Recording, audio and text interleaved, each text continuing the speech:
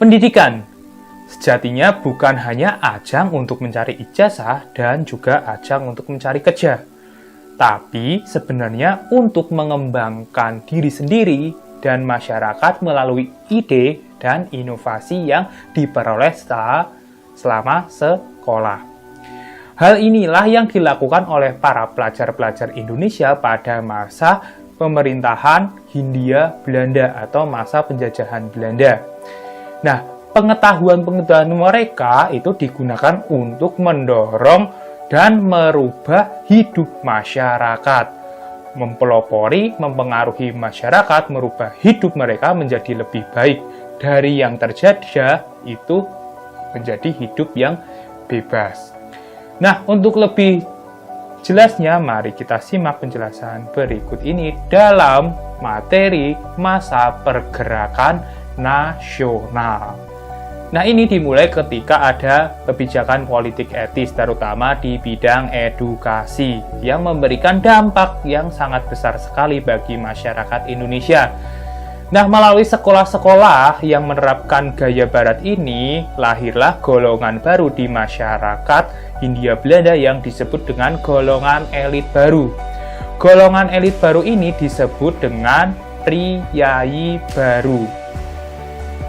Nah, golongan priyayi ini sebagian besar berprofesi sebagai dokter, guru, jurnalis, dan administrasi pemerintah. Nah, dalam pergerakannya banyak priyayi-priyayi tersebut mengeluarkan ide-idenya melalui pers atau media atau surat kabar. Nah, surat kabar dan majalah ini memiliki andil yang besar dalam penyebarluasan suara nasionalisme atau kebangsaan. Nah, penerbitan ini didukung oleh kaum-kaum terpelajar yang berprofesi sebagai penulis dan juga penyiar berita. Nah, jadi ide-ide mereka tentang bagaimana merubah masyarakat untuk lebih baik itu dituangkan dalam tulisan dan akhirnya disebarluaskan, mempengaruhi seluruh masyarakat Indonesia, dan akhirnya masyarakat Indonesia itu memiliki tujuan yang sama, yaitu merdeka. Karena memiliki tujuan yang sama dan untuk sama-sama untuk mewujudkannya, akhirnya mereka membentuk suatu organisasi karena lebih mudah untuk mencapai tujuan secara bersama-sama. Nah, mereka kenapa kok bisa begitu? Karena mereka juga dipengaruhi oleh pergerakan-pergerakan di luar negeri seperti nasionalisme di Jepang, Mesir, Cina, Filipina, dan India, dan akhirnya membuat mereka ingin seperti mereka, yaitu merdeka. Yang pertama itu ada organisasi Budi Utomo. Nah, Budi Utomo itu didirikan oleh Wahidin Sudirohusodo yang mempunyai keinginan para priyayi itu untuk membangun sebuah asosiasi demi kemajuan. Dan pada tahun 1908, para priyayi Jawa ini mendirikan organisasi Budi Utomo, bentuk solidaritas orang Jawa untuk meningkatkan kebanggaan atas budayanya sendiri. Nah, ini anggotanya cuma terbatas, yaitu orang Jawa dan Madura. Nah, Budi Utomo sendiri untuk merubah masyarakat itu bergerak dalam bidang pendidikan, namun hanya untuk kaum priyayi atau kaum bangsawan saja dan hanya untuk orang-orang Jawa saja. Nah, selain Budi Utomo itu ada Sarekat Islam. Ini didirikan oleh Tirto Adi Suryo dan juga Haji Samanhudi yang sebelumnya itu adalah bernama Sarekat Dagang Islam. Nah, tujuan pendirian Sarekat Dagang Islam itu adalah memajukan pedagang pribumi, terutama Muslim, dalam bersaing dengan para pedagang Cina. Karena semakin radikal dan tidak ke ekonomi lagi, tapi ke arah politik, akhirnya masyarakat pemerintah Belanda itu membekukan organisasi ini. Namun setelah itu Haji Samanhudi itu ke Surabaya bertemu dengan tokoh bernama HOS Cokro Aminoto dan merubah SDI menjadi SI, yaitu Sarekat Islam, yang tujuannya benar-benar ke politik. Nah, terus pada perkembangannya, SI ini anggotanya sangat banyak, bahkan sampai jutaan. Namun, SI ini akhirnya terpecah menjadi dua, yaitu Syarikat Islam Putih dan Syarikat Islam Merah. Yang Syarikat Islam Merah ini karena mereka dipengaruhi oleh orang-orang berhaluan komunis yang nantinya Syarikat Islam Merah inilah yang menjadi PKI.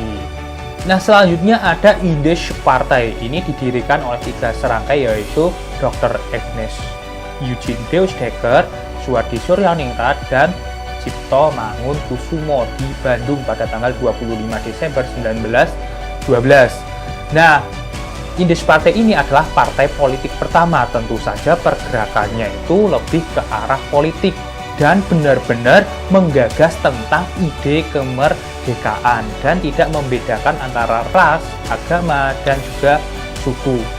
Nah, pergerakannya ini melalui kritik-kritik. Contoh kritik yang disampaikan oleh Suwardi Suryaningrat dalam pamflet berjudul Als ik es Nederlander was, yang artinya adalah jika saya seorang Belanda. Ini adalah kritik tentang perayaan kemerdekaan Belanda yang digelar di Indonesia. Nah, yang selanjutnya adalah organisasi yang beraromakan keagamaan, yaitu ada 2, yaitu Muhammadiyah dan NU. Yang pertama itu Muhammadiyah, itu didirikan oleh Kiai Haji Ahmad Dahlan, yang sebenarnya mempunyai misi yaitu memurnikan ajaran Islam sesuai Al-Quran dan Hadis, yang pada saat itu di masyarakat Jawa itu ajaran Islam itu dicampur adukan dengan adat istiadat. Namun setelah berkembangnya Muhammadiyah tidak bergerak di bidang agama saja, tapi bergerak dalam bidang pendidikan dan juga kebudayaan. Nah, sedangkan NU ini didirikan oleh Kiai Haji Hashim Asy'ari. Nah, tujuan pembentukannya adalah mempertahankan tradisi lokal Islam.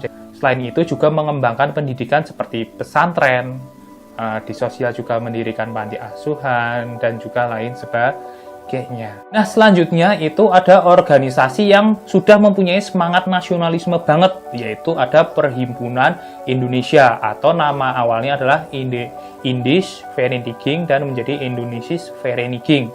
Ini adalah organisasi-organisasi yang dibentuk oleh pelajar-pelajar di Belanda. Salah satu tokohnya adalah Muhammad Hatta. Nah, pergerakannya adalah dengan menerbitkan surat kabar. Nah, surat kabar yang diterbitkan contohnya adalah Indonesia Merdeka. Nah, surat kabar inilah yang membuat semangat-semangat masyarakat atau pemuda-pemuda Indonesia untuk mencapai nasionalisme dan kemerdekaan. Selanjutnya ada organisasi pemuda. Nah, organisasi pemuda ini contohnya ada Trikoro Darmo yang akhirnya menjadi Yong Yava, terus ada Yong Sumateranen Bon, Studeren Vereniging, Yong Ambon, Yong Batak, Yong Minahasa, Sarekat Ambon, dan organisasi daerah lainnya. Dan sebenarnya organisasi pemuda inilah yang nantinya membakar semangat kebangsaan atau nasionalisme dan tidak memikirkan perbedaan. Nah, namun dengan banyaknya organisasi-organisasi yang tujuannya untuk merubah masyarakat dan untuk mencapai kehidupan yang lebih baik, yaitu kemerdekaan, itu belum bisa tercapai pada masa pergerakan nasional. Kenapa? Karena masing-masing organisasi itu masih memikirkan organisasinya sendiri-sendiri dan kepentingannya sendiri-sendiri, belum mempunyai semangat nasionalisme. Mungkin beberapa organisasi saja yang mempunyai semangat nasionalisme. Itu hanya bisa disatukan oleh paham yaitu nasionalisme. Ngomong-ngomong nasionalisme itu sebenarnya apa sih? Nasionalisme adalah jalan untuk mempersatukan berbagai perbedaan pandangan dan ideologi. Nah, pada beberapa tahun ini nasionalisme sangat digembor-gemborkan oleh tokoh bernama Insinyur Soekarno. Nasionalisme juga digelorakan oleh para pelajar-pelajar dan juga golongan muda. Nah, ini terbukti dengan para pemuda itu menggelar kongres bernama Kongres Pemuda. Yang pertama adalah Kongres Pemuda 1, yaitu pembentukan badan atau fusi atau badan Federasi Pemuda. Jadi para pemuda-pemuda dari berbagai daerah dengan latar belakang berbeda itu disatukan. Nah, kita itu Indonesia. Dan juga digelarlah Kongres Pemuda 2 pada bulan Oktober 1928. Dan pada Kongres Pemuda 2, semangat para pemuda tersebut akhirnya melunturkan sikap primordialisme atau kesuku-sukuan, dan mereka menjadi satu, yaitu Indonesia. Dan pada Kongres Pemuda 2 tersebut dicetuskan sumpah yang menjadi semangat bagi masyarakat Indonesia untuk bersatu untuk mencapai kemerdekaan, yaitu Sumpah Pemuda. Nah, itulah materi untuk hari ini yang menjadi materi terakhir di semester 1. Dan mungkin nanti ada tugas lagi untuk memulai tugas keterampilan, yaitu 2. Nah, kalau 2 tugas ini sudah selesai, nanti mungkin kita sudah free kayak gitu ya. Mungkin nanti bulan Oktober sampai November kalian tinggal absen saja di pelajaran saya. Nah, sebelum itu tapi ada pertanyaan untuk kalian. Pertanyaannya adalah, jelaskan tujuan dari Budi Utomo dan juga Perhimpunan Indonesia. Dan satu lagi, apa makna dari Kongres Pemuda? Nah, tetap semangat untuk kalian dan sampai jumpa.